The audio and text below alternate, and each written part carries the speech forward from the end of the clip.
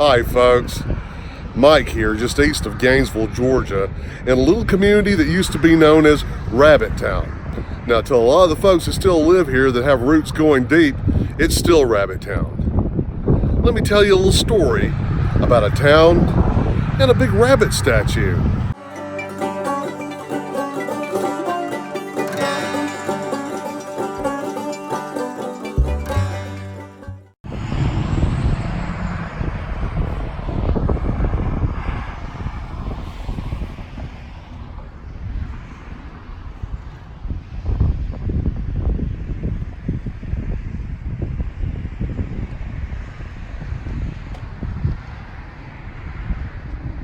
Now this Westleywabbit sits in the parking lot of this strip mall here right on the east end of Gainesville. There once really was a town called Rabbittown here, but nowadays it's just a shadow of its former self. So, what caused the sun to set over Rabbittown? Depending on who you talk to, you might get a different story. Well, to truly understand that story, you have to understand why this community was called Rabbittown in the first place. You see, there once was a cotton mill nearby, and the folks that lived and worked in the mill village there were always looking for a source of good, inexpensive food. And rabbit is good food. So an industry developed here, both commercially and at home-based business. Folks began raising rabbits and selling them to the folks that worked at the cotton mill and lived in the mill village. It was a great symbiotic relationship. This community prospered in its way and thrived. As you can see, it became a hopping little place.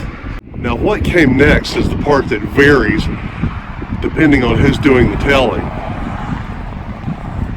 Some folks will say, especially those from outside Rabbittown, that it was the inevitable progress of Atlanta to the south, making its way slowly to the north and bringing all those communities and towns into its orbit. Now the area along this highway has really grown just in the last few years. It wasn't even 10-15 years ago if you came down this stretch of road, it was basically country and two-lane.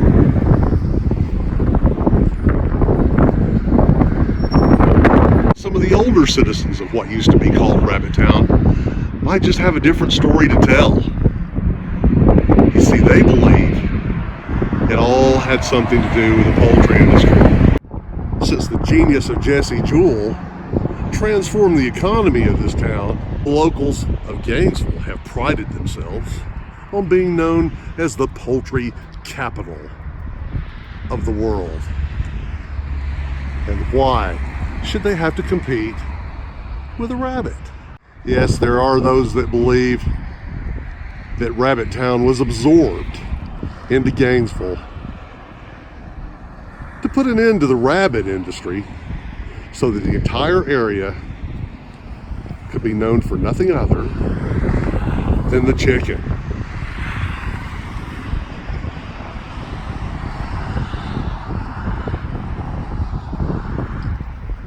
So which story is true? Was it simply progress?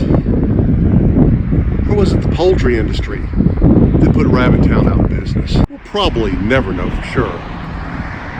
But the official version is progress. Atlanta just kept coming and coming until it finally got here to Rabbittown. And so at the end of it all, we're back to the statue, aren't we? Why is it here? Well, the community still takes a lot of pride. There's a lot of folks here, as I said, who have roots that run deep, have ancestors that have lived here as well. This statue out here on Cornelia Highway, well, this is just their way of paying tribute and remembering what once was. And maybe, just maybe, thumbing their nose. whatever the statue is meant to commemorate. There's no doubt it's an impressive sight looming up in the distance out here on Cornelia Highway. It stands 20 feet tall and supposedly is one of the biggest statues of a rabbit anywhere in the world. I think one of the things I like most about this rabbit statue is they could have had it posed like a normal rabbit, a rabbit in repose. But no, they chose to go full-on Uncle Wiggily anthropomorphic rabbit.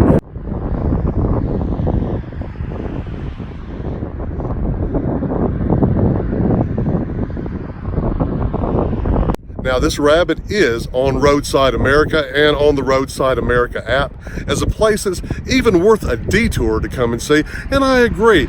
So thank you, folks, for joining me for this little history lesson about a part of Gainesville, Georgia you're not likely to find on their Wikipedia site. So until the next time, this is Mike saying bye.